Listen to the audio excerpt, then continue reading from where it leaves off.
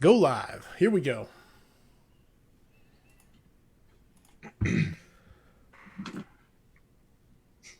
Corley Moore, Firehouse Vigilance. It is weekly scrap number 64. My special guest tonight is Chief Scott Thompson. I make no bones about it. He is one of my heroes, and I tell him every time I have met him. So, first and foremost, he is a firefighter who has served at every level and currently holds the position of fire chief at the Colony in Texas. And he has written one of my favorite fire service books. I'll pull it out here. I got a lot of books in front of me, but The Functional Fire Company. He is a sought-after speaker and presenter on the topic of culture and leadership. And basically, I try to condense it down into a very condensed intro. And it's hard to do. And I'm not Bobby Halton. I wish I was, but I'm not. I'm not as witty, and I don't have the memory as Bobby Halton. So let's make that clear now. There it is. Welcome to Weekly Scrap number 64, Chief. Thanks, Corley, for having me on. I'm looking forward to it. I always have fun on your show, so I'm looking for another fun evening and getting in the weeds. One of my favorites is diving off into rabbit holes.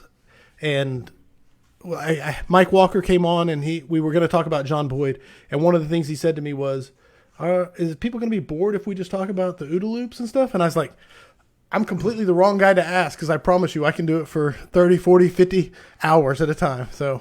Which is referenced in what we're going to talk about tonight. So I'm excited, man. This is one of those focus scraps, so I'm super excited. All of them, to everyone watching live, tuning in, coming in here, they're climbing in. If you have questions for Chief Thompson or myself, please don't hesitate to send them in the comments as we go through this. Did I miss anything in the intro? Anything you want to add? No. Just glad to be here and ready to have a good conversation. No, you hit it all. You are official. I think you're the first person to come back as a second-time guest that wasn't because of audio issues that messed up their first visit. So I'm honored. There it is. And I'll come on anytime you invite me. There it is. Hey, be careful what you say, because anytime I have a cancellation, I'm going to be picking up the phone.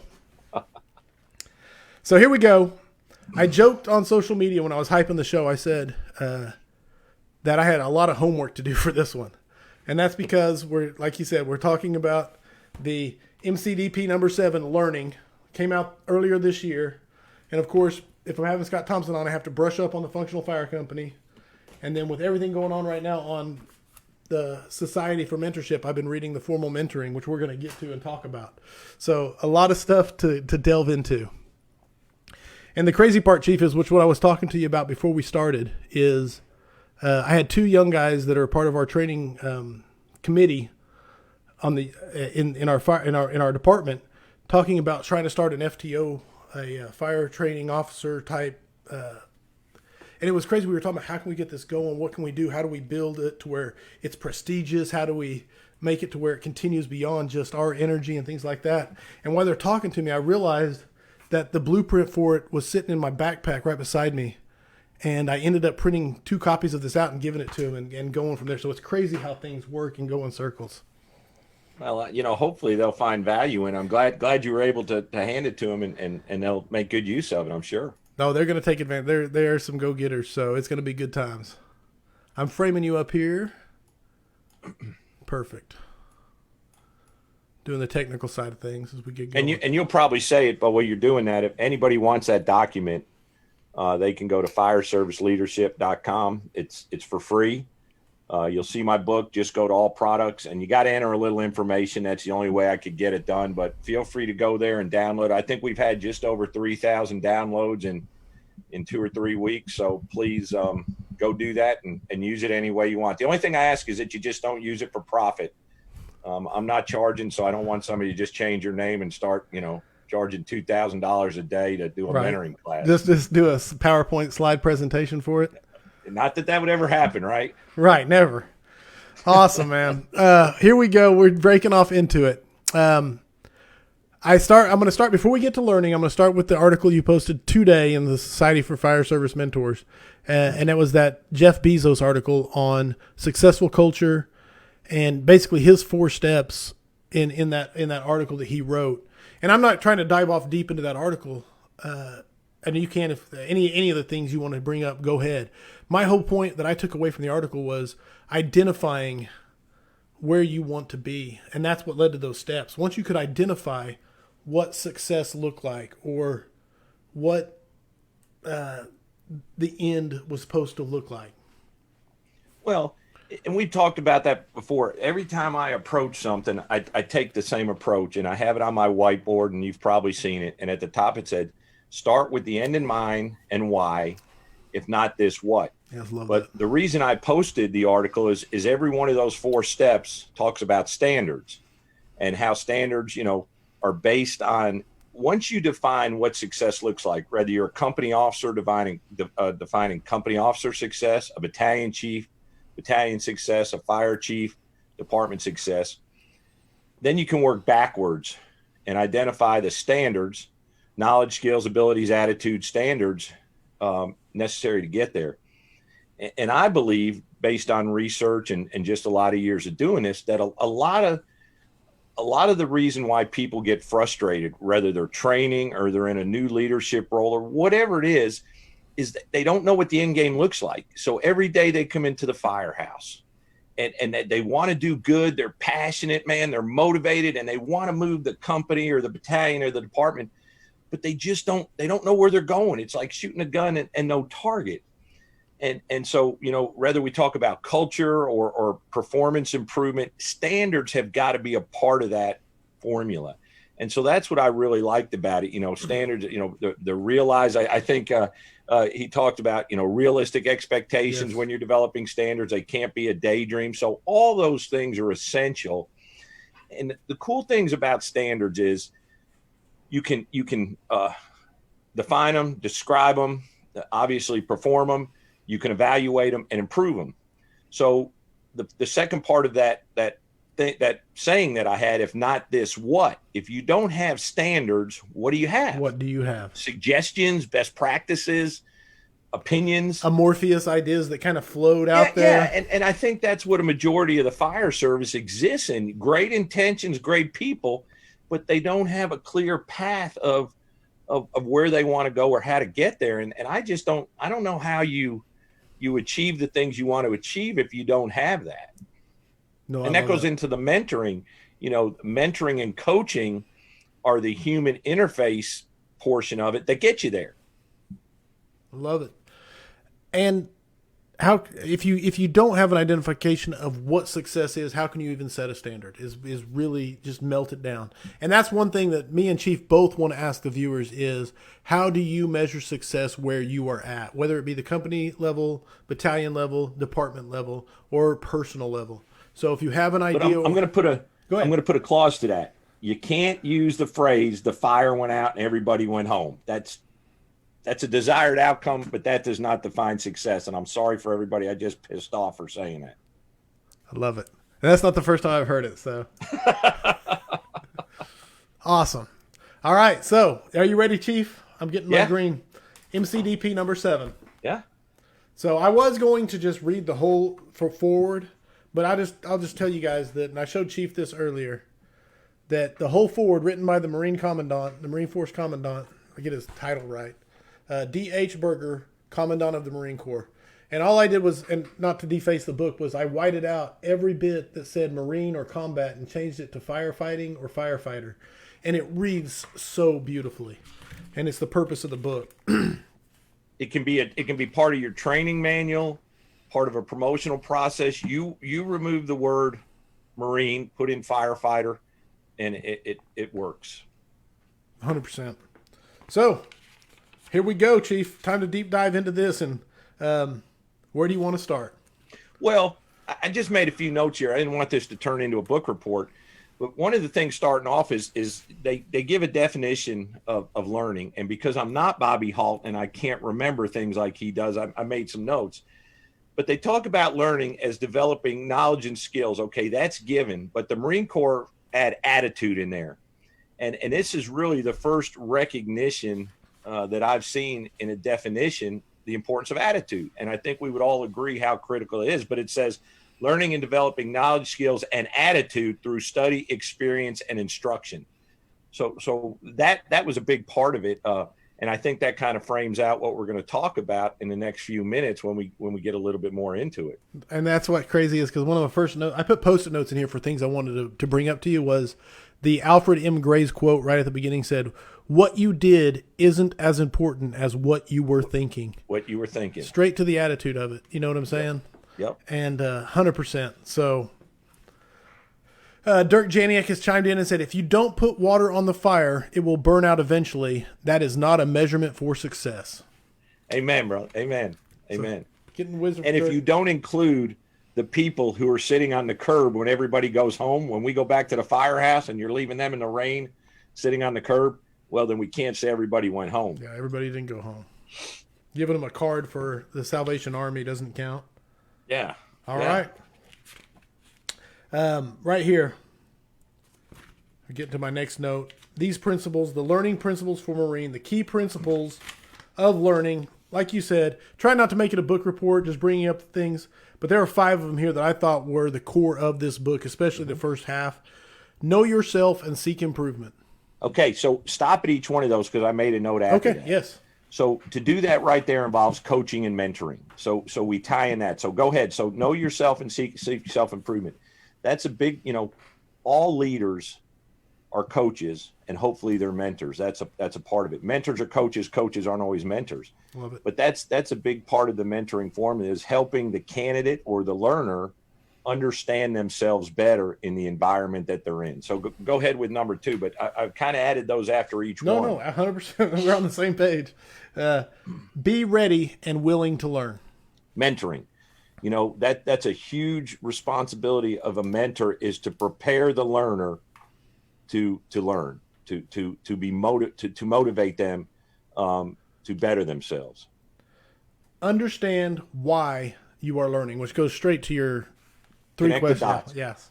Mental maps, mental models. Provide and receive constructive feedback. Coaching. Somebody does something and it's either positive or it's constructive. Hold your hands like this, move, it's the technique level stuff that gets us to really improve the overall skill. And what I love about this is the provide and receive. And the provide side, most of us don't have a problem with that, especially when we're competent and when we're knowledgeable. It's the receive side. And that's where that ego gets in the way.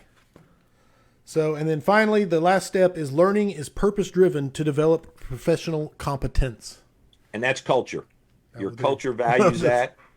And there you go. And those are pretty basic things, but they're huge in the learning process. All right, we got questions coming at you, so I'm going to interrupt this to throw stuff at you because I love doing it.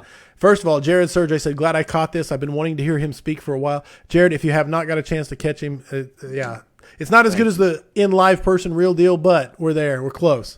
Zach Glass has chimed in and said, Chief Thompson, just read your formal mentor program book. Great info. One thing I wanted to ask, besides the pride involved in your being a mentor in your department, is there any, I got to open this up and see more. He wrote a lot here. Is there any other way to signify those involved, such as different tetrahedron colors, shirts, FTO title, etc.? Thanks for the info. Hey, that's a great idea. Mentoring can be a subculture. Your mentors can develop their own subculture. And part of that is symbols and artifacts. So, man, I think that's great. It's a way to recognize. It's a way for them to kind of stand out. Now, a lot of chiefs don't agree with that. We're one team. We're a tribe. Don't separate us out from under the fire department name. But I think that's a great idea, and that's not something I've really thought about, but I may steal that from you. I like it. Mm-hmm. I'm sitting here trying to wrap my head around a chief who would not, I don't know.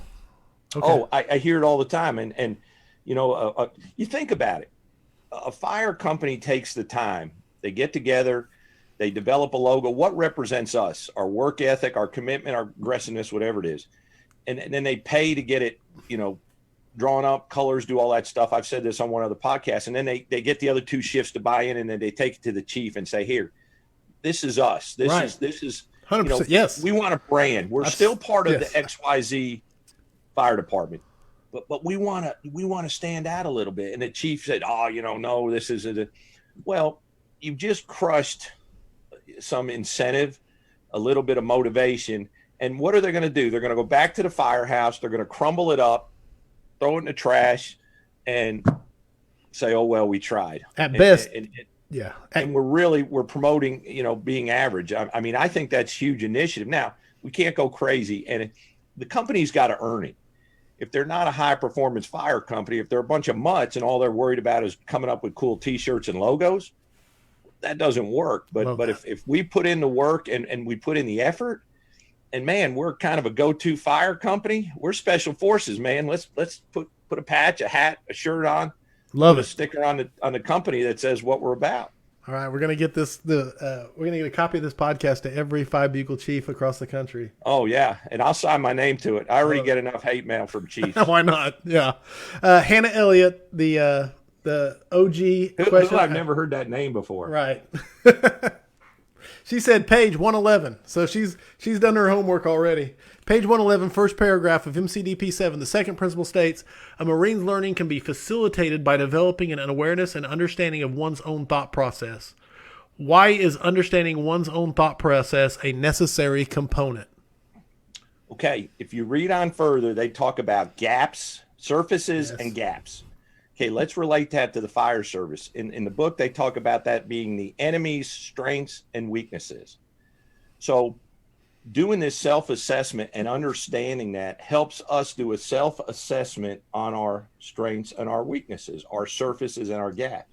Now, that's pretty huge in the performance formula. If we want to be better, there's something called deliberate practice. And deliberate practice, every time you go out and perform, you're getting out of your comfort zone, right? Well, if you don't understand your capabilities and your limitations, your surfaces and your gaps, then you don't know what to work on. What is your comfort zone? It kind of goes back to what is success. We can go out and pull hose all day long. We're just doing the same thing, and we're not getting out of our comfort zone, and we think that that's good practice. Well, that's called naive practice. If you do the same thing over and over again and you have the expectation of getting better, the science says that's not going to happen.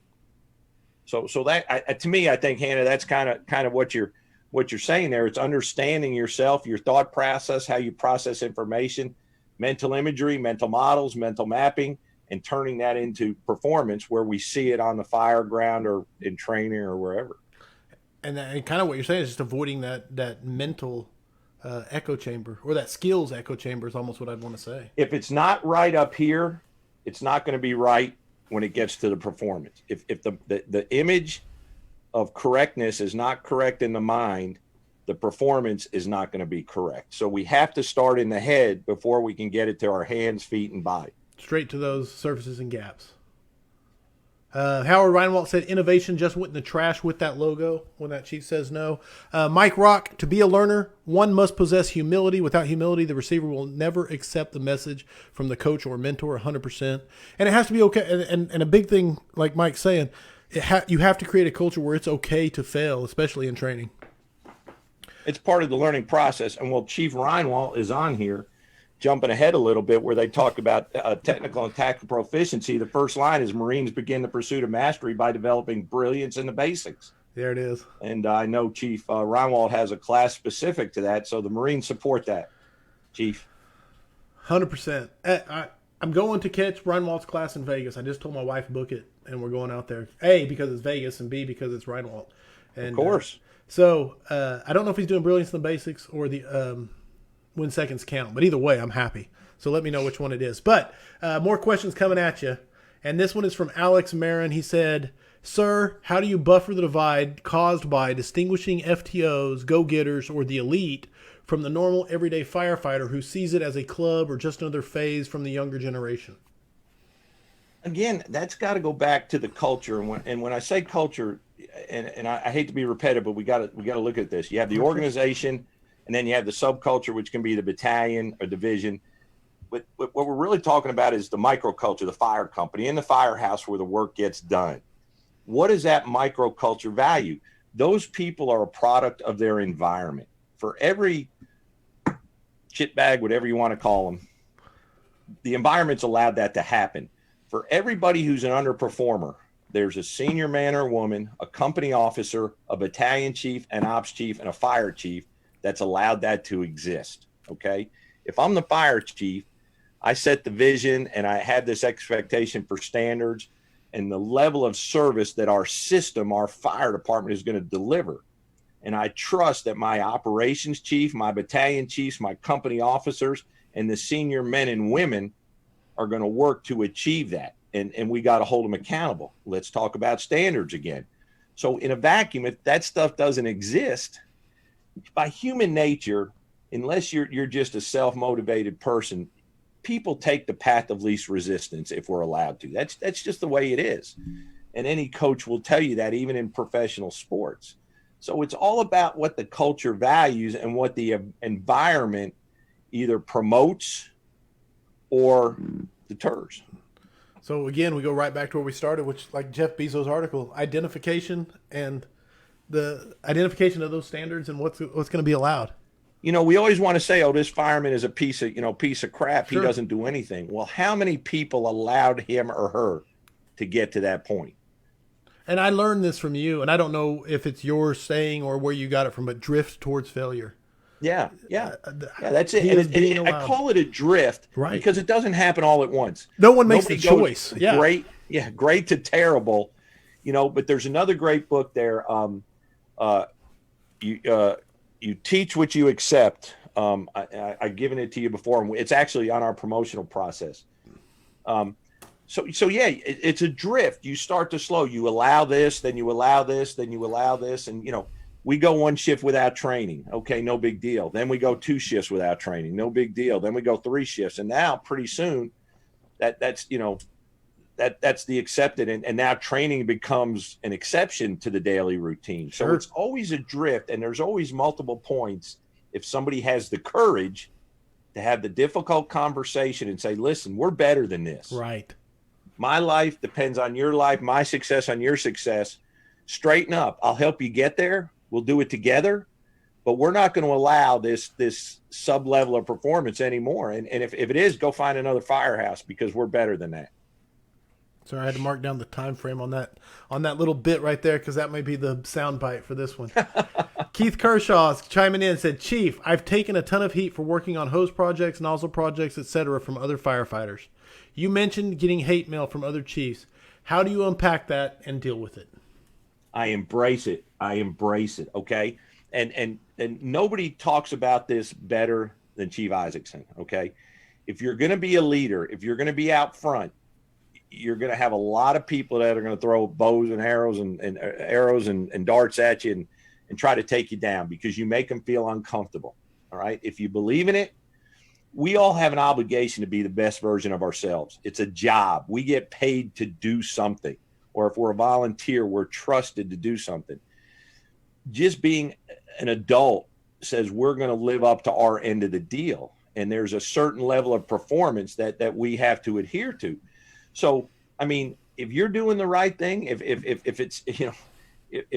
it's morally right, all those things, and it's going to result in a better service, man, you just got to grow big shoulders and thick skin and say, I'm doing it for the right reason and let the haters hate, right? No, absolutely, man. And it's one of my One person at a time. You get 15 people that hate you. There's one person who's kind of going, okay, I want to be part of the crowd. I don't want to stick out, but I hear what you're saying and I like what you're doing. One person at a time comes over, and pretty soon you're the cool kids. Love it. And 2 quotes I'll throw out here, which one is Mark Von Oppen, one of my favorite quotes of all time, which is cultural change is not a shock and awe campaign, is a war of attrition, which goes right to your one person at a time. And then then Rob Fisher, 10%, what is it, 10 pounds of pressure 100% of the time? Yeah. I may have butchered that a little bit, but. You get the point across. And the other one, and you guys were alluding to it in the comments here, is Winston Churchill saying, "You'll never get to where you're going if you stop and throw rocks at every dog that barks along the way."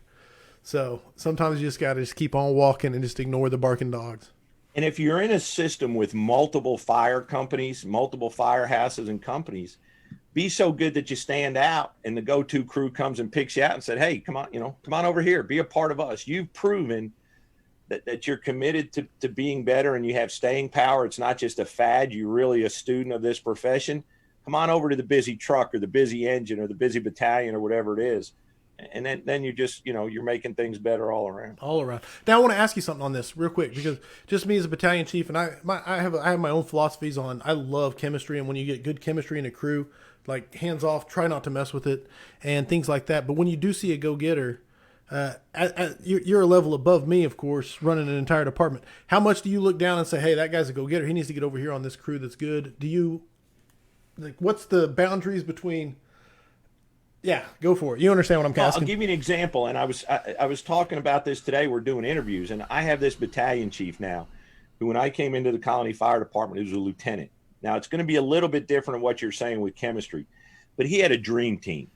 He had great firefighters, drivers, senior man. I mean, he didn't have to do any leading at all. And this guy had a tremendous amount of potential. And I went and talked to him. I said, Lieutenant, I said, listen, you've got it going on here, but you're being so underutilized. You're in a comfort zone, and you're never going to get any better than you are today, because you've got it made. You're there. You've reached the summit, the mountaintop. Yeah. And so I challenged him to challenge himself. And I said, this organization can learn so much from you, can benefit so much from you, but I got to get you out of your comfort zone so you can influence more people. Now, I don't believe, and this is another thing chiefs do, let's mix up the crew just to mix them up. Let's spread out the excellence. Well, no, it's not. No, it's let's keep everybody from getting comfortable. Let's keep everybody on their toes and just, shuffle them up so that we don't have cliques develop and all that other stuff. And I don't think that's right. I mean, I think you leave good things alone. But if I see a leader that truly gets it and they can influence people, I want that to be spread out, and I want people to be able to benefit from that influence. So I want to bring people in there, and it's kind of like being a parent or something. Here I've developed you. Now you go to another firehouse. So I'll give you this example. If you're a captain or you're a battalion chief, and the operations chiefs comes to you and said, hey, chief or cap, you need to give up one of your guys on your crew. Somebody's got to go to A shift. Do you send your worst person, or do you send your best person? Okay. What's a good leader going to do? Send the best person. Let me send you my best product. Here, C shift, take this guy, because I know he's going to go and he's going to carry the word, and he's going to take what we're doing, and he's going to make your shift better. But no, what do? We send the shit back. Oh, yeah. I was getting ready to say, like, that's my chance to shuck somebody, though, Chief. Well, I'm with you. I understand. If we're committed to making the big thing better, say, no, I need a little more time with this guy. Let me work with this person and get him up to speed. Take my good person. You don't want to give away the whole. I understand. A-team. And a lot of people disagree with that, and I get it. Here comes some more at you. Here we go. We got some comments. No questions. The hate mail's going to start coming. If you're doing the right thing, only the wrong people will question it. That's from Scott. Scott Smith. I believe so. Crew First Culture chimed in and said, "Listen to the critics, but don't let them define you." Frank Viscuso quote: "You will never go wrong." Quoting Frank Viscuso. John Naninga said, "Chiefs love those guys on the fire ground that open their mind and learn. You become the go-to guys." That's the greatest compliment I think a fire company or an individual can have, is the title of the go-to person. Go-to guy. The go-to crew. When things are marginal or a little out of control, I'm going to go to my go-to crew and say, fix this. And really, that's a great compliment. Two people have said this, Howard Reinwald and Steve Lester. So we have to definitely consider the source when he said America's freaking fire chief, no debate, and America's fire chief. I'm going to give both of those likes. Hold on, if I can do it without crashing Facebook. Here comes a question, which is, Chief, how do you present positive change respectfully knowing they are stuck in their old ways? Which is a common question and a good question, but how do you fight? It's an easy answer. You got to sell and not tell, right? So you got to do your homework first. And firemen, I love firefighters to death. They're brilliant people, but they will spend their time figuring out the best way to get around anything just because they're creative problem solvers. So if you've ever read the book Tipping Point by Malcolm Gladwell, it talks about using people, and he calls them your Mavins and your salespeople, and you bring those people on board that are going to help you, but you got to sell them. You got to help them see how it benefits them, how it benefits the whole, the value in it. You can't just put it out in a memo and say, we're going to do this, we're going to do that. So you got to do a little homework, and you also have to have enough personal perspective to say, this may not be a great idea. This isn't going to work just because it's a chief idea. It's going to work because it's a good idea. And if it's not, you got to say, hey, let's scrap it. It didn't work. Let's go back to the drawing board. And that's where that saying really comes. If you start with the end in mind, you can work backwards and identify all those things so that your message really reflects what you want to accomplish. But you got to put it in terms that everybody can understand and find value in. And I think that's where a lot of leaders make mistakes. They haven't studied it enough to be able to present it like that. 100%. I mean, you think I brought in paramedic onlys into a firehouse.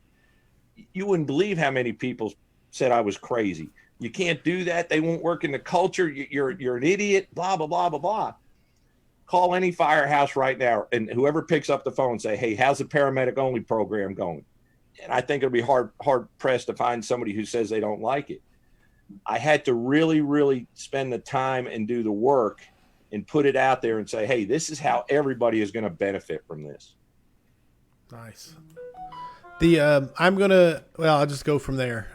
That's a good answer to Justin Miller. And I'm going back to Hannah Elliott. And it once again has a referenced question for you. Page 3-3, talking about the learning environment. Marines must have many opportunities to learn in environments that realistically simulate the challenges Marines will encounter against capable adversaries. What do you think has played the biggest role in the quality of live fire training today? Wow. She doesn't hold back. It's all fastballs. Oh, that's a great question. I guess the best way to answer that is to try to eliminate training scars. I mean, we have what we have, and you've got to understand what you can't use live fire training to say, hey, okay, this is a 5-alarm high-rise fire, boom. We got to focus on the tasks and the tactics and break it down to that. Is this going to be a hose advancement drill? Is this going to be a surge drill? The other thing is we got to say, is this a training evolution or a needs assessment? If I bring all the companies down to the fire ground and I just sit there and I read, I'll say, okay, engine 1, you're in first, engine 2, you're in third, What you have is 3-story multifamily, go. That's not a training exercise. That's a needs assessment. There was no instruction unless you did training prior to it. Okay. But you brought them down there and you gave them a scenario and you want them to respond to it. So what you're taking from that is you're going to see what they did good and where that they need to do work. And then you're going to build training based on that. But don't call that a training evolution. Call that a needs assessment. If there's no instruction prior to the evolution, that's not a training event. You get what I'm now. It's an experience. It's a rehearsal, but they're not exercising anything specifically. And so you're going to come out and you say, well, you did this, and this wrong. Well, we never told them what the right way was right to start off. So does that kind of answer? So to me, that's quantity training. That's not quality training. Quality training is based on a desired outcome, standards, best practices, whatever you want to call them. And we're going to talk about those. We're going to demonstrate them. We're going to practice them. And then we're going to rehearse them in as close to reality, a real life setting as we can get, and exercise that evolution. And then we're going to talk about it and maybe do it again or say, hey, what do we need to work on to get to where we want to be? No, I love it. And I love your sports analogy with spring training, preseason, regular season, postseason, Super Bowl. But you're talking about when you're selling something, okay? Okay. So we could have just come out with a sheet of paper and says, this is our training. But instead we tied it in. We called it a training season. So it has a start and an end. It's not like just ongoing training.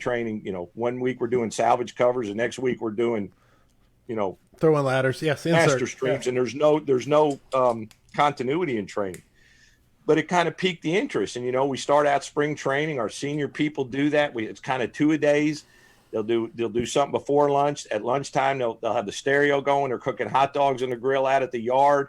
They're horsing around, and they'll do another 45-minute drill and go to the house. And we kind of try to have fun while we're learning at the technique level. And then it just kind of goes from there, from technique level all the way up to the playoffs, where we're doing strategic multi-company stuff and really evaluating our coordination of our operation. No, I love it. And the thing I was going to say was it's the difference between practice and scrimmage. You know, in practice, you're doing the repetition, you're learning. We're doing this to learn this new thing. And scrimmage is, hey, let's see what you've figured out, and let's see it in as real as we can make it environment. You got to identify. Yeah, I call it a rehearsal, and I tie, yours is a little more manly than mine. I tie it into like the dress rehearsal in a theater.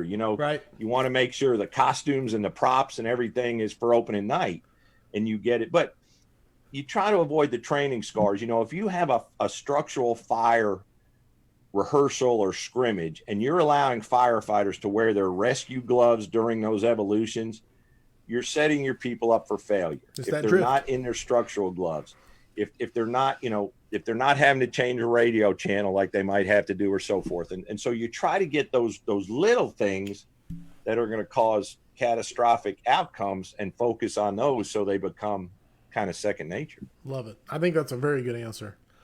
And now we're getting them coming fast and hard. Dirk Janiak said, "We don't have companies. Officers and firefighters get moved around to balance shifts or due to promotions. No room for station pride or having a go-to crew. The department embraced a concept of round pegs. Everybody is trained the same. Officers also have no say in who they are getting. It's all in the hands of the platoon chief." So that is a tough one to overcome when it is that much chaos but it does come back to, and I think Chief will agree with this, you have to control what you can control. That's it. And also, I'll give you my phone number. And when it gets too heavy to burden and you're so mad, you can call me and I'll be an ear to listen. But I mean, yeah, you got to figure out what your influence is in that, be the best version of your. I promise you this. If you're an individual or a fire company, if you go to conferences, if you listen to podcasts, if you read books, people recognize they recognize good stuff. And if you model that, if you're consistently bringing that, people will notice. And it may take a while, but somebody's going to kind of say, "Hey, you know your stuff. You're really good at this, and help me learn this." And that's the only way it can happen, unless the fire chief says, "Hey, we're going to go from here to here." But it doesn't sound like that's going to happen. Right. But just be the best version of yourself. And here's the other part of it. If you have a bad night, God forbid, and somebody gets killed, or somebody is no longer able to work, you don't want to say, "I wish I would have," or "if I only would have." If you're the best version of yourself and you're bringing your best every day, you say, "Hey, we had one of those events that got the best of us, and the fire gave us more than we could handle. And unfortunately, we had a bad outcome," and that happens in this job occasionally. No, and I love Chief Ike, and when he talks about the life without regrets, live without regrets, embrace the regret, and you kind of want to project forward and do things so you don't have to. You know what I'm saying? Hopefully you don't need that motivation to embrace it if you project forward. If that makes sense what I'm saying. So basically, and everything changes. I know departments that have been absolutely terrible, and over a period of time they've got to be the place where everybody wants to work. I've seen the other side of it too.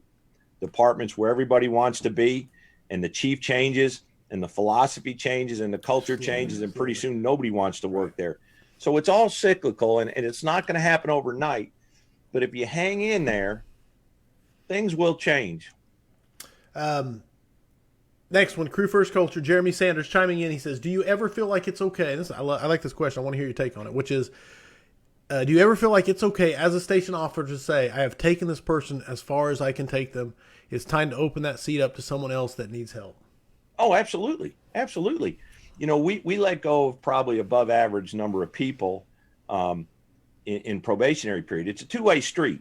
You invest in somebody, they got to want to receive. They've got to take ownership for their welfare and their performance. And it's not for everybody. And we bring people in and we paint this great picture of what it's all about. But no, you can only do so much. And there's a process there, starting from counseling or an informal session all the way up to a performance improvement program. If you put a PIP in front of somebody and list out the expectations, in order to stay here, this is what you have to do, whether it's stay in the company or stay in the department, stay in the battalion. You got 6 months to meet these. If you don't, You tell me how I can help you. If not, I'm shipping you off. No, you can't stay with a lost cause. It's got to be a two-way street. Love it. Good answer. I approve. For what that's worth. Alex Marin has chimed in once again. He said, Chief, I apologize if this was already covered. What is the selection criteria and continued requirement for someone you would consider as an FTO / senior guy / go-to man in the back / non-commissioned officer? In this job, to me, now we're going to assume everybody has good character, okay, that you're not a crook or a liar. So let's put that.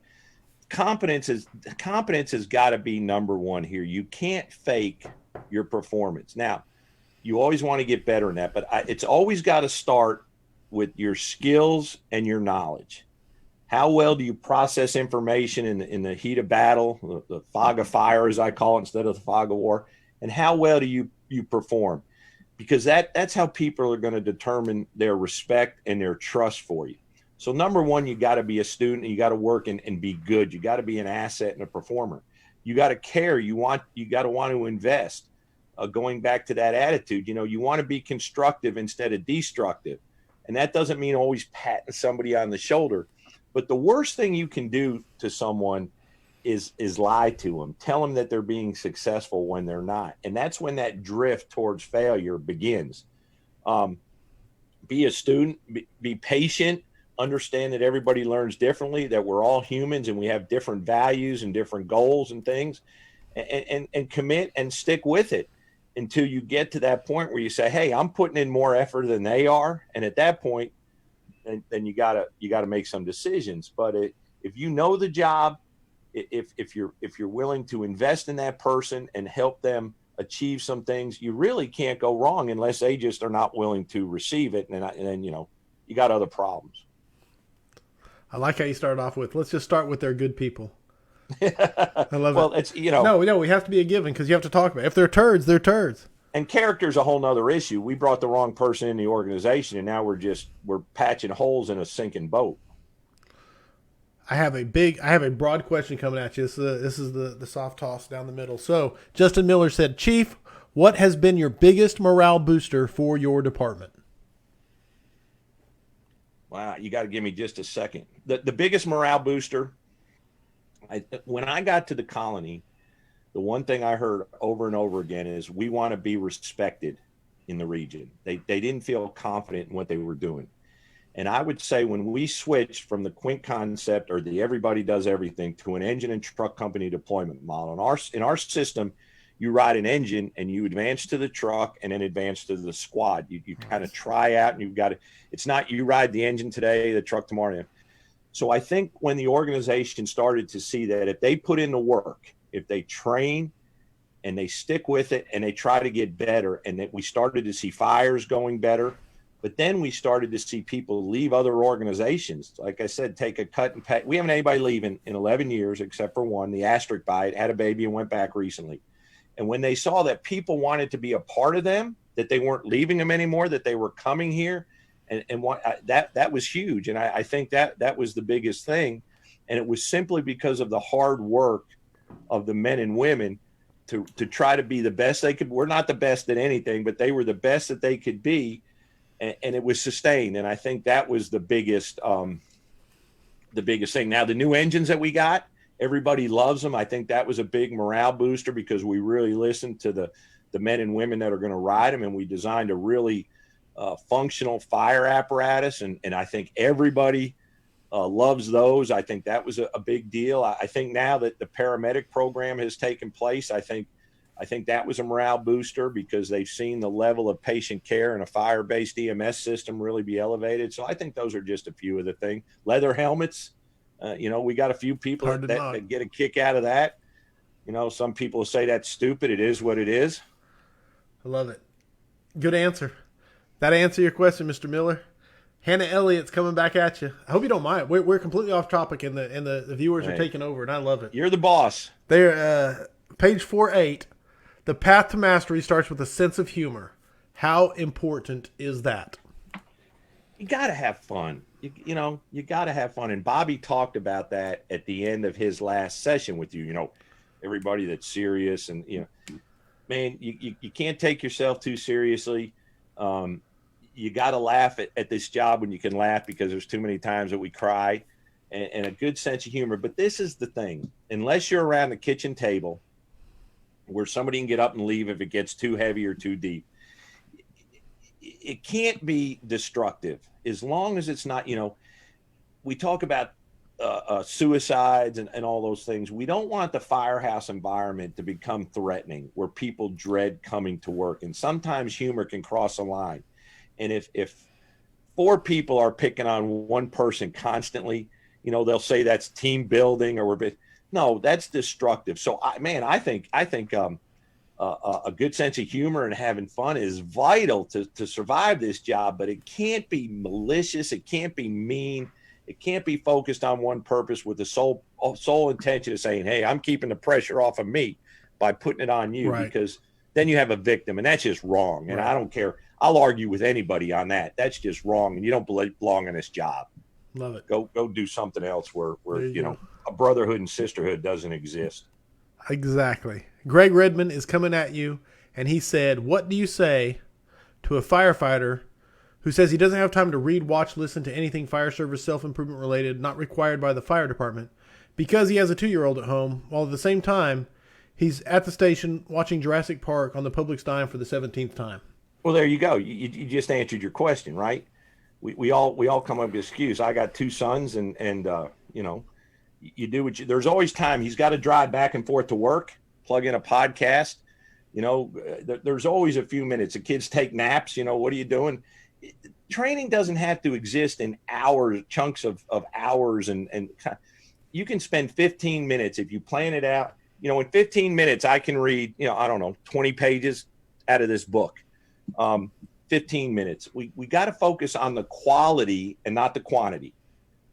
Give me somebody who'll invest 10 minutes every day on something over somebody who'll only give me an hour once a month. And I'll take that because it's consistent. And I guarantee you that 10-minute-a-day guy will be in like the top 98%. Because he's staying relevant. Yes. Every day he's updating his hard drive. And I'll say this, on that drive, you can listen to Crew First Culture podcast. You can listen to Fit to Fight Fire podcast. You got the Firefighter Success podcast. I'm leaving out so many, so I shouldn't even start a listing. There's a ton of them. Man, it doesn't have to be fire related. Hump Day Hangout. It can be Jocko and all that. Yes. There's a ton. What you just want to get yourself to think outside. You want to expand, just like when you work out. You want to get your muscles a little bigger. You want to get your knowledge base, your hard drive a little bigger. And you could listen to something from the military, just like this, and you're thinking, wow, if I plug in firefighter there, this works for me. The article that I posted, you take out Inc. as being the title of that, and plug in fire engineering and make it all about firefighters. No, you're right. It fits. I'm going back to our notes here, and I'm going to throw stuff at you. I'm trying to see my notes, and if you got anything you want to throw it in. No. Not trying to step on you. Like I said, it's not a book report. The 5th principle, the one we just talked about, applied to firefighters, and it says here, the final principle is that learning is purpose-driven to develop professional competence. This is on 112, if you're following along, Special Hannah. Learning has specific goals and measurable objectives to gauge progress toward developing competencies. Marine learning is team-oriented so that Marines develop the skills and connections to fight collectively. I love that definition right there. And I know we've already touched on... And that's the fire company. I don't know what a Yes. small Marine... I think it's a rifle company, but that's the engine company. Right. Or the truck company. 100%. The rescue company. Purpose-driven to develop that competence as a group to fight collectively, which ties into... I'm moving to my next note. Because I do want to stay on topic here regardless. If that's even a word. All right. The second part of this book was the culture of learning, and it starts with organizational culture. And I'll read this real quick, but it says organizational culture consists of the underlying beliefs, assumptions, values, and ways Marines interact that contribute to an organization's unique social and psychological environment. So, and this sounds really familiar to me. So okay, now let me add something. Let me add to that because I highlighted this. Okay. The culture also reflects how the group describes themselves, their beliefs, and their organization. So I can communicate with you, and just by that interaction, I'm communicating our culture. So those kind of go together. That was on the second half. But yeah, that's exactly what we're talking about with culture. The beliefs, the assumptions, the values, how we interact, all those things are. And by understanding that definition, if you're in a toxic environment, whether it be a firehouse, battalion, or the organization, you can look for signs and symptoms at that level. And then even as an individual, model the right way, work to eliminate just one of those things. And that's how you influence and become a positive influence instead of friction. All right, I got some more stuff to throw at you. One is a statement, and it says, I don't think you can force passion. You either have it or you don't. Those who want to improve will find the time regardless of what is going on. Getting your take before I move on? Chief? No, that's right. But you got to think about this also. And we're starting to see a lot of people come onto the job. As a fire chief, when I sit across from a new member, a candidate, I basically give them a job description. I mean, I give them more, but most fire chiefs are just going to give them a job description. And if I don't know anything about the fire service, I'm one of those, my buddy said, take the test, or I was a CPA or whatever. And I read the job description and it tells me what I need to do to be successful. Now, if that's all I do, I'm keeping up my end of the deal. If I don't get into a good firehouse, or if I don't have a mentor and somebody tells me, says, hey, dude, this is just the minimum. We're a high performance fire company. We're going to start here, but we're going to take you to here. Yes. Am I wrong? If I don't know anything different, am I wrong to do just what the chief told me to do? No, that's why it's so important that we have people in the firehouse to work with those. It's like the brother and sisterhood. If I'm an only child and I don't understand brothers and sisters, or if I never played a team sport, people are going to write me off as a mutt because I don't know what it is. Somebody's got to help me understand that. No, 100%. I love it.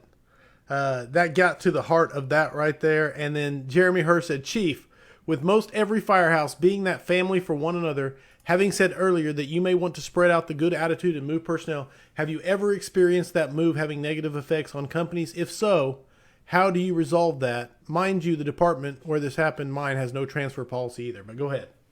No, nothing's perfect. It's very hard to go undefeated. Yeah, sometimes it's not right.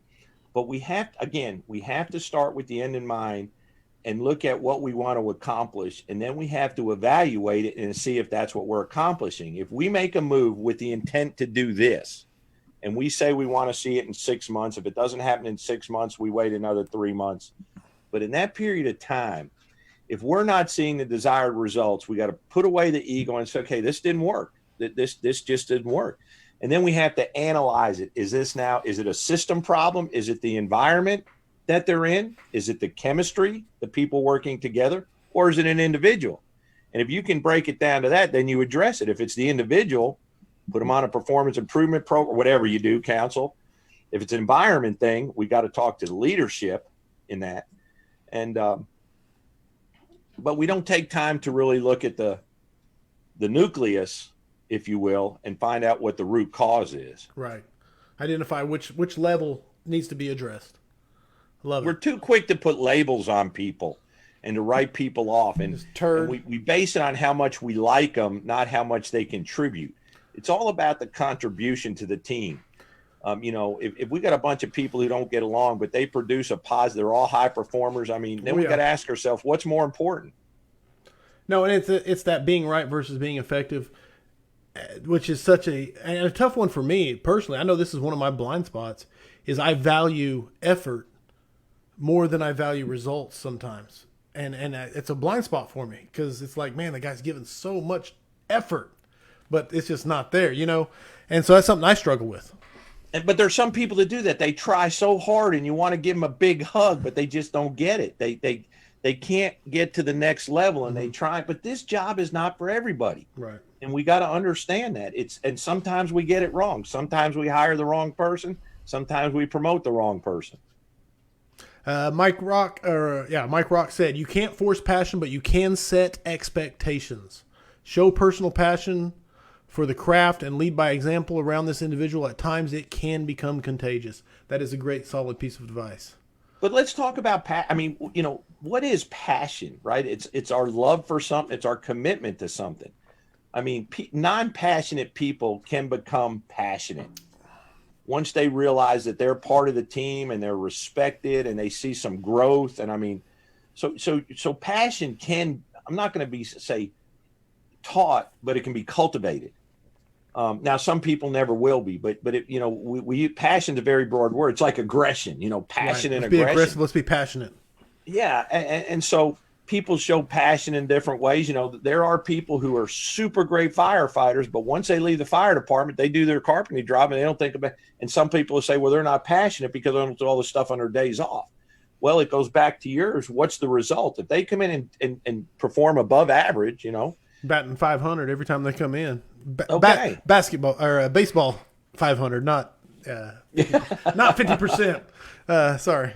Okay, I got to bring this up because Dirk Jeniak pointed it out. Irregardless with a question mark and an exclamation point. Yes, I used irregardless, and I know Aaron Fields just had a heart attack.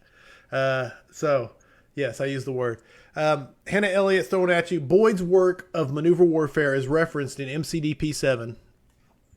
Can we talk about those who make lasting impacts spanning generations? What are some common attributes you've observed in those kinds of people? Holy cow. I mean, you know, what is it? It's not what you say to people. It's how you make them feel. Ooh, I love that. And I think the problem we're having in the fire service right now is a lot of the training going on is motivational stuff. It's like Joel Osteen on Sunday morning. You know, it's you walk out of there and you're so fired up by Monday morning, you're kind of so. We got to look beyond just learning as trainers, as senior men and women. We got to move past just teaching. We got to get to a point of understanding. We got to help people get to where they can, in their mind, work through complex problems or problem solve and you know, do those things. So I think the things that last, like I'm a huge student of Alan Brunacini. Okay. So much of my message, much of my my leadership philosophy has tones or the spirit of Alan Brunacini. Now, I hope that those people that I influence who take parts of me are also taking parts of Chief Brunacini as they go on and so forth and so forth. I love that. But I think it's really about how you make people feel about themselves, that they were respected, that they were treated fairly, that they were heard, that you didn't treat them like a subordinate. And that you helped them to understand. You didn't just teach them something. You taught them how to think about something and how to work things on their own without being told. That's my take. That's a great question, but it's a tough one. Oh, yeah. That's what I'm saying. They're just throwing hard, fast, and inside at you, Chief, but you're doing awesome. And then I love this right here, which said, I just lost there's a lot of them coming fast and furious. Crew First Culture, Jeremy Sanders said, I love how you break down all the types of mentors. With how you break them down, I feel like with all the online stuff and Superstation 2020 is the official year of the virtual mentor. And that's great. That's great. And COVID's making us do that. No doubt. That COVID has really expanded the online experience, depending on if it's the pantless Zoom meetings. I'm not saying we're not wearing pants. That's up to Chief, but yeah. Someone said to Hannah, you should start your own podcast. I'm going to be your first subscriber. Wrong. I'll be the first subscriber. And the questions are fire. Thank you for them. Here we go. I'm trying to see if I'm missing anything. There's a lot of stuff coming at you, Chief. And if not, we'll move on to the book. And I'm going to bring out some more things. If you got anything you want to throw, Chief, I'm not trying to dominate with my notes. No, I'm going to, a few things, Go. One of the big things about this, the underlying tone, is changing the operational environment. And so, I think Chief Dunn just came out with his book about battle space. And in this book, battle space is referenced. So really in learning, we want to, the goal and the undertone of the book is increase our capabilities, minimize our limitations, increase our capabilities, whether it's the individual or the small unit, but then influence the battle space to change it into our favor. Right on. If you were to ask me what's the most important thing that a firefighter has to study, it would be building construction, and all things fire behavior Fire related. behavior, building construction. Yeah, understand the environment and understand, if you want to call it, the enemy. And then all the other things we do are an attempt to modify that or change the battle space. So we have to, and let's just call it I mean, I hate to use that, but let's just call it our enemy. But we do compete with problems. We compete with fire, rescue, and EMS problems. That's our competition. Absolutely. And so this learning and the way this talks about culture and that these key principles and responsibility for learning, it all ties in. And another thing here, we earn trust of others by demonstrating our competence. I think that's the first way that we're evaluated. We can be a very likable person and a funny person everybody wants to be around. But if we're a train wreck on the incident scene, people aren't going to respect us. And they're different. We've said this a million times, being liked and being respected. So those are just some of the things, and the psychology, the mindset, and the physical skill deployment of changing the environment. In our case, instead of doing it with guns, we do it with hoses, and water streams. So that's really, I think, that what it boils down to. I can't argue that whatsoever. I'm going to melt it down to, let me see, my best note here to throw at you. There's so many great. I'm going to read one more quote here. It says, learning prepares, and I'm going to put firefighters in place in Marine, to exercise initiative within the commander's intent, the incident commander's intent, right? Whoever's constantly seeking to improve, develop mental agility, and deal with changing situations. That's a huge thing right there. So when we say start with the end in mind, let's say that's our end. That's what we want to achieve. We explain the why, and then we work backwards through our culture, through our leadership influence, and our training to get to that outcome. I love it, and I'm glad you brought it up, because commander's intent and autonomy. Those are two things I strive to drive into my fire companies and my fire company commanders, to say, man, I want you to make the decision, make the call.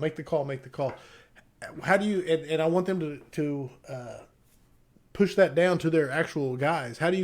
What's the balance between autonomy and commander's intent and just free will and cowboy? Well, I mean, you got to figure that out ahead of time, right? You got to know your people. You got to know what you train on. It goes back to that surfaces and gaps. What are their capabilities and limitations? Your go-to people. You got to know your people to trust your people, and because of your investment of them, I sleep very good at night because I know I got truck people on truck companies and engine people on it. If somebody goes to the roof tonight and falls through, God forbid, I'm going to know that we did the best to position that person. Yes. I'm not going to go, oh no, we got an engine guy riding a truck. He hasn't ridden a truck in 5 years, and we put him on the roof. So we do those kind of things by investing in them. We know what the return is. So if I know my people, I know what they're capable of. Now, I know the situations where I can give them a little bit more and let them exercise and get out of their comfort zone. But I also know them enough to know when they're struggling and say, hey, I got to help you here. I got to lean over your shoulder. And so I think it's about knowing your people and what they're capable of and where their limitations are. And we all have limitations. But 100%. What can we do and what can we not do? And then let's hold us to those limitations, that range. But no, you answered the question beautifully. And it's you figure it out on the training ground, not on the fire ground. And that's it. Okay. I always say, who's your quality control person every morning? You're working, you're a company officer, and Mike gets swung in from station 4 and Sarah's working overtime, and you got to decide what they're going to ride on. Let's say you have an ambulance, an engine, and a truck in your firehouse. Well, Sarah's swinging over from another shift, and she's, hey, Sarah, when's the last time you went to the roof? Oh, I haven't been on a roof since the academy. When's the last time you did VES? Oh, I've never done it. Well, I probably shouldn't put her on the truck, right? So who does that each morning? Nobody. We just say, oh, it's my turn to ride the truck. Okay, we'll get on the truck. Right. No. Which is... There's no science behind that. We do it because it's easy and it's fair. So I'm trying to put this in a catchphrase, which is you got the drifting towards failure one way, and I don't know what the opposite of drifting towards success is, or purposefully marching towards success. I guess. Positioning people for success and survival. There it is. Okay.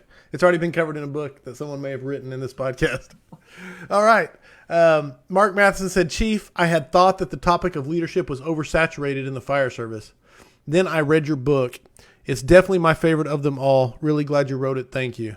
So, no, thank you. Thank you. And I really wanted to try to bring something fresh. It's hard to do. But thank you very much. That means a lot. Sean Duffy said, Chief is such a genuine guy. He gets it and is an amazing resource. There is no doubt about it, Sean.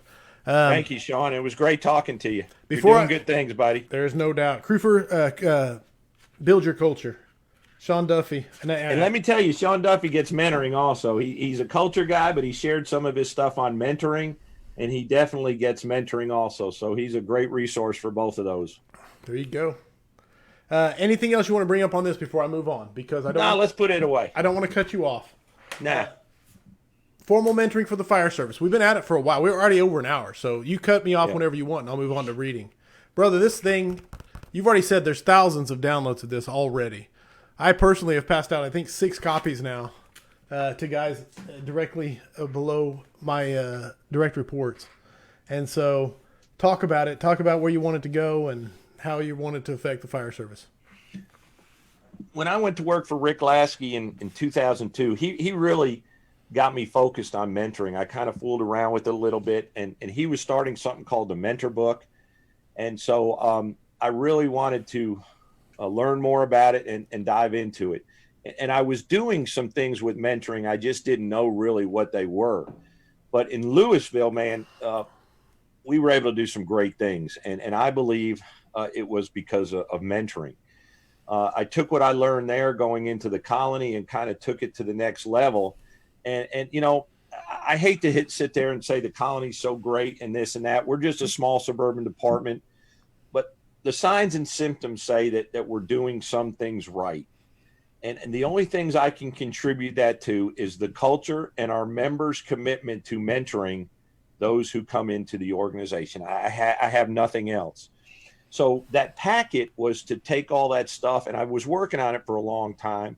And I was trying to decide how to put it out, but it's something I really was passionate about serving up to the fire service. And some people will even say what I wrote is not mentoring. Okay, well, it's sequential professional development. You know, the term.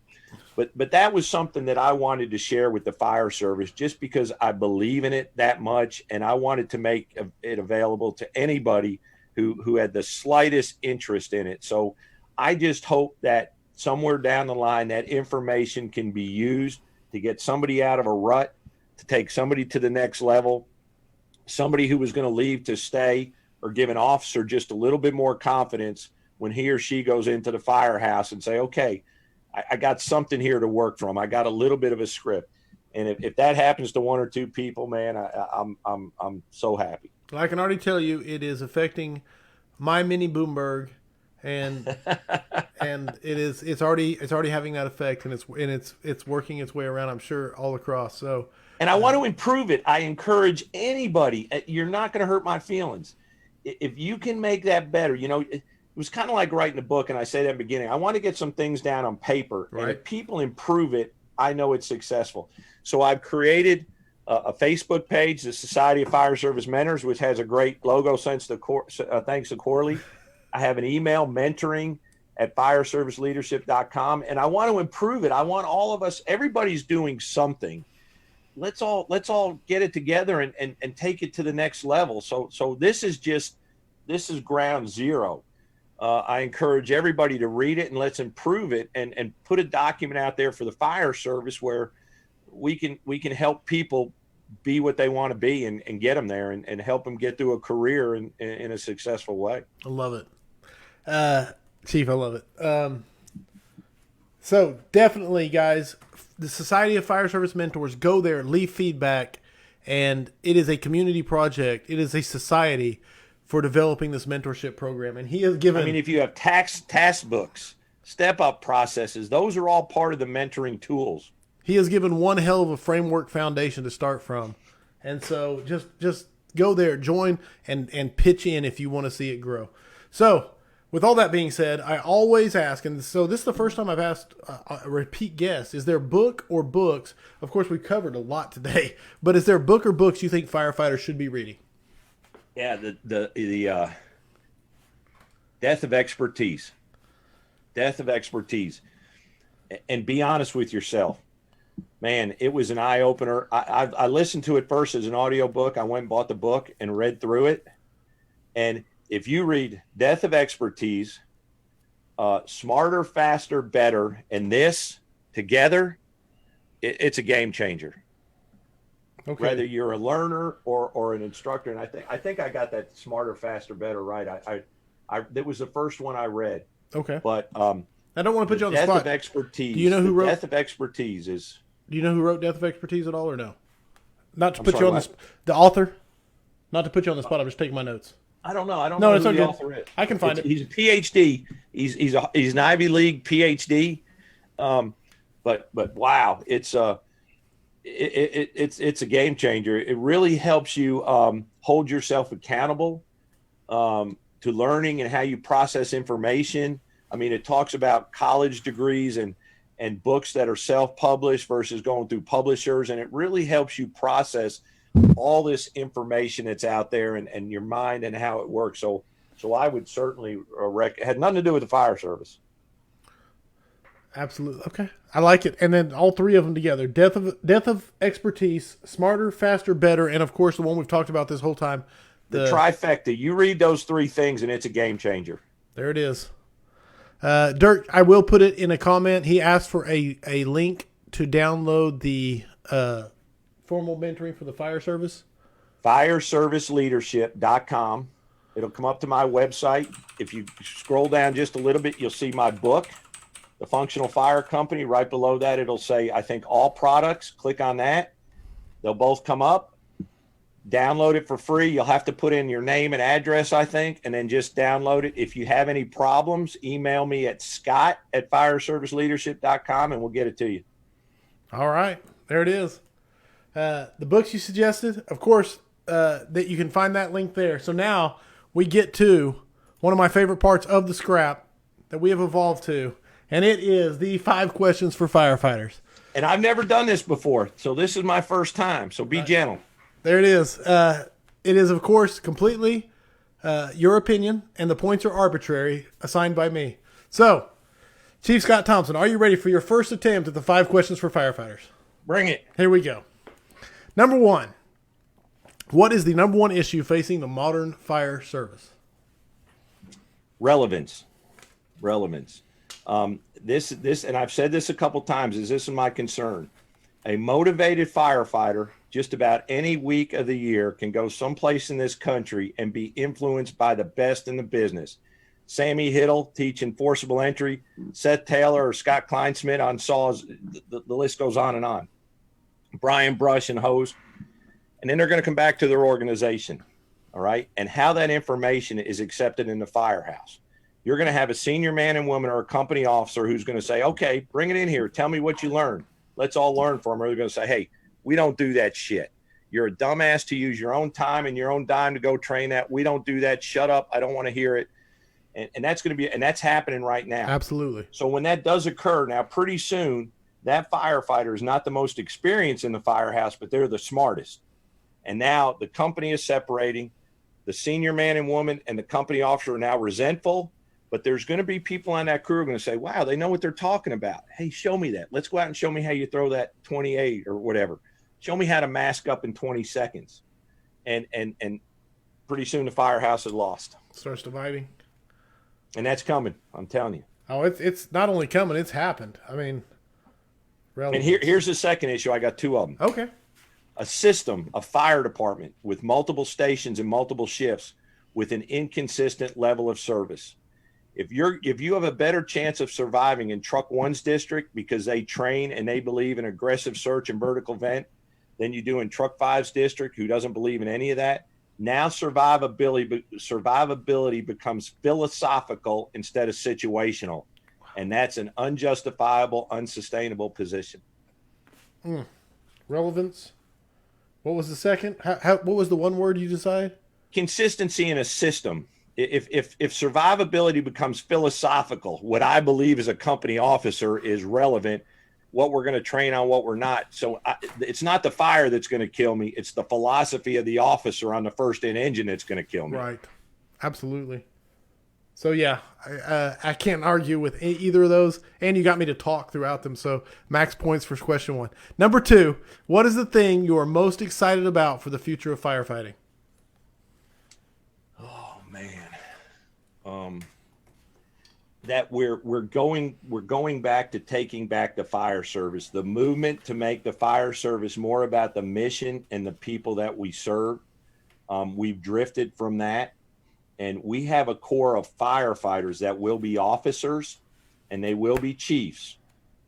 And I believe they will go back to the mission of saving lives and protecting property and get us back to being a fire department that can be trusted and depended on to solve problems on somebody's worst day. We will come for you. We will come for you. That's it, man. Sum it up.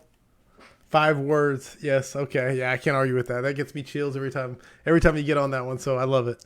Number 3, best rank or position to be in the fire service. I really wanted to hear this one from you. So, training officer, not training coordinator, training officer. And this is why. Okay. You get hands-on, not literally. Every member in the department comes through training or is influenced by training. If you want to change the culture, or change the organization, you can do that as the training chief, not the coordinator. The coordinator takes CAM programs, but the training chief makes it personal to the organization. And you can, your operational philosophy, how we do things, you impact every member of the organization. You weren't expecting that one. No, that one completely took me by surprise. Now, you were Chief Lasky's training chief, correct? Okay. So I've never been in that position, so I will have to say I'm surprised. Now, you didn't ask me the funnest. I didn't. Funnest. You said the best. The best. The funnest is riding a truck. As defined by the best, if you want to make a change and have a positive influence in the organization, training is where it happens. I can't argue with that. I can't.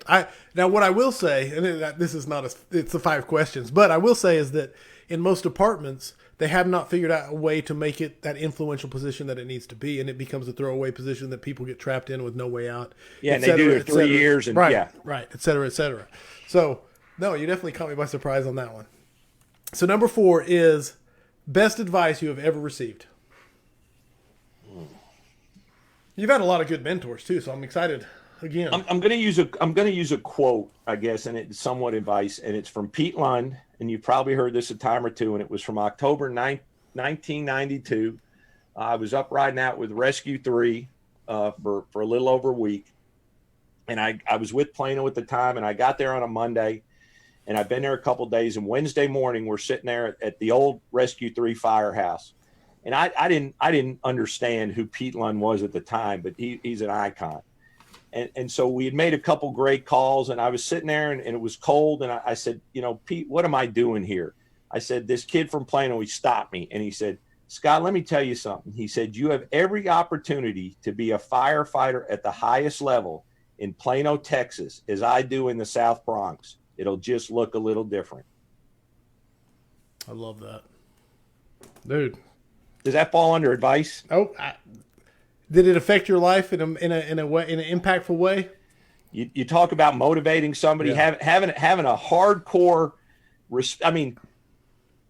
John Salka, I think Norman. The guys that came under Pete Lund's supervision, and to have Pete Lund recognize this young kid from Plano, Texas, and say, "Hey, even put us in the same category," was a life changer. Here's the deal: where you ask if it qualifies as advice. We have someone chiming in. Justin Frey says, your Pete Lund story changed the course of my career. So, wow. There you go. Yes, it qualifies as advice, Chief. Number 5, and I've been waiting, but heavy fire and searchable space. Would you rather be assigned to the nozzle or first in on VES? Got to go with VES. I got to go. I got to go with the chance for the grand slam. Go for the grab. Bases loaded, bottom of the ninth. You know, that's it. It's not going to happen very often, but when it does, that's a game changer. I want my number called. I can't argue with it. Send me. There it is. The 5 questions for firefighters according to Chief Scott Thompson. So you finally got to do them, Chief. Thanks for coming back and doing them. Well, hopefully this wasn't too much of a grind getting into the book, but I had fun, and hopefully we got some people involved. I appreciate all the questions. Very great questions. Things I will think about when we shut this off. But thank you for everybody who took the time to tune in. We didn't even we scratched the surface on our book report. They took over. So I appreciate, seriously, I love every question, every comment. It makes the scrap so great. And Chief and me never know what's coming at us, so it makes it so much fun. Chief, do you have anything coming up? Anything you want to plug? Way people can get a hold of you? Anything you got going on? No, I'm thinking about doing a Zoom thing of the Functional Fire Company. I want to get a little bit more out there, but no, I'm working on a project right now, and I'll just give you a little taste of it. And I think it's going to be a white paper, and it's going to be a case for riding assignments based on the science of performance. So that's a little teaser. But Corley, thank you for everything, man. I love the scrap. You're doing this every week. I don't know how you find the energy to do it, but keep going, brother, and I'll help you any way that I can. And I mean that. Dude, it's 100% the quality of the guests I've gotten to come on. I've tricked into coming on here and talking to me. So you got some great ones, man. No, there's no doubt. Mike Heaney, Mike Walker, who's I'm a huge fan of, Bobby Halton. You got some great ones, brother. Yes, thank you, Chief. As always, I'm terrible at taking compliments, but thank you very much. I've learned to say thank you. There you go. Other than that, everybody, thank you so much for the live questions and comments. I'm trying to think of anything else I have going on. Coming up, I'm trying to do this better. Coming up on December 23rd, Walter Lewis is doing our Christmas scrap. David Hinoyosa on December 30th, and that will wrap up this year that we know as 2020. So, and then we're kicking it off with Daryl Liggins and Dave Mellon coming up in January. So it's going to be a good times. You can always catch the scraps, the ones you've missed. You can find them any place you find podcasts. Chief Scott Thompson, thank you for being an unbelievably good guest on scrap number 64. And I expect to get invited back in 2021. Everybody have a great night. Count on it. Everybody out there, I hope the tone stays silent. Unless it's burning, stay safe out there. Thank you, Chief. Thank you.